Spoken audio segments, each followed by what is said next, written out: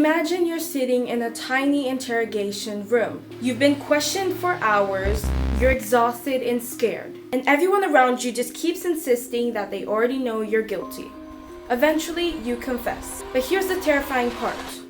You didn't actually do it. It sounds impossible, okay?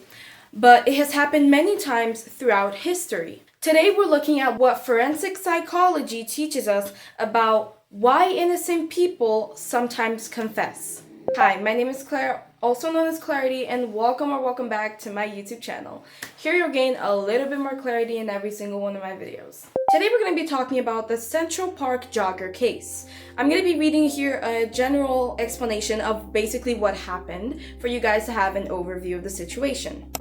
The Central Park jogger case was a 1989 criminal investigation in New York City that led to the wrongful convictions of 5 teenagers for the assault and rape of a woman jogging in Central Park. It became one of the most well-known miscarriages of justice in the United States, shaping public debates and police interrogations, media coverage, juvenile justice, and wrongful convictions. In April 19, 1889, a 28-year-old investment banker was brutally assaulted while jogging in Central Park. Police questioned numerous teenagers who had been in the park that night, and 5 boys, later known as the Exonerated 5, gave statements that were presented as confessions despite containing significant inconsistency and lacking supporting forensic evidence. The 5 teenagers were convicted in separate trials between 1990 and 1991. After reviewing the new evidence, prosecutors moved to vacate the convictions, and the court officially cleared the 5 men. This case became a landmark for discussions like false confessions, juvenile interrogations, racial bias, and wrongful convictions. This is why this case specifically interested me so much for us to talk about. Okay, the first thing that I want to take off from this whole situation is that the brain changes under pressure.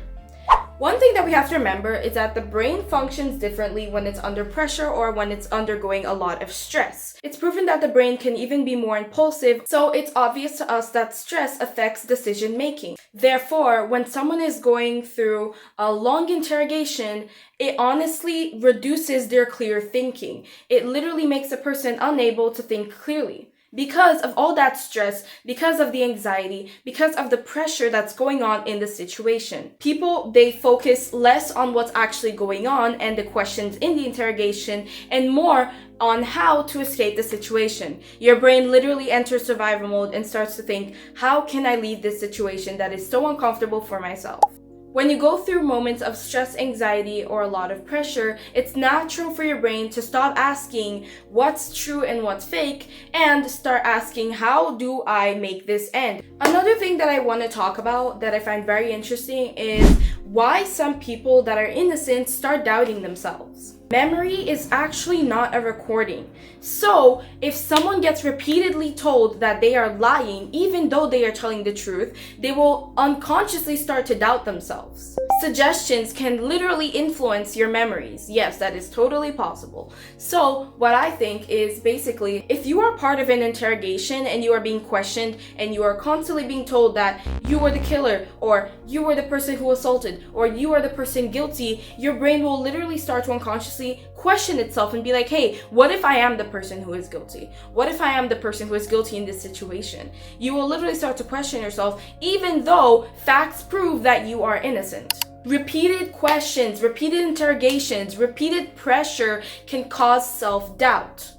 A perfect example of this is if enough authority figures repeatedly tell someone they're wrong, some people begin questioning their own memory. So it makes sense that in the interrogation, the boys would be so under pressure that it would almost come naturally for them to start questioning their own sanity and say, hey, what if I actually did it? What if I'm actually guilty and I just don't know or I don't remember? I want us to take a few key things that we can actually learn from this situation. From childhood, we're taught to follow teachers, we're taught to trust parents, police officers, doctors, and judges. And most of the times that's totally helpful. However, it can also make us doubt ourselves. Authority doesn't automatically make someone correct.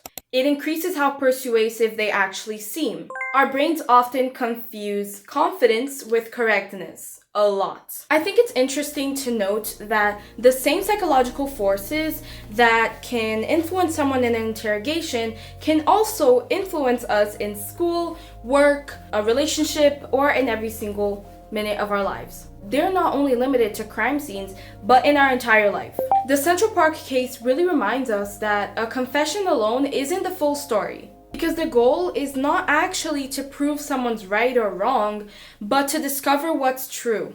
Cases like this remind us that psychology isn't only about understanding criminals, but understanding all of us. If we understand how pressure, memory, and influence work, we're better equipped to make fair judgment and question our own assumptions. The question I have for this week is, do you think you would ever confess to something you didn't do if you were under enough pressure?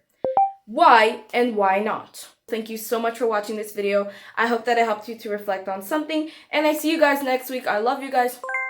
Bye.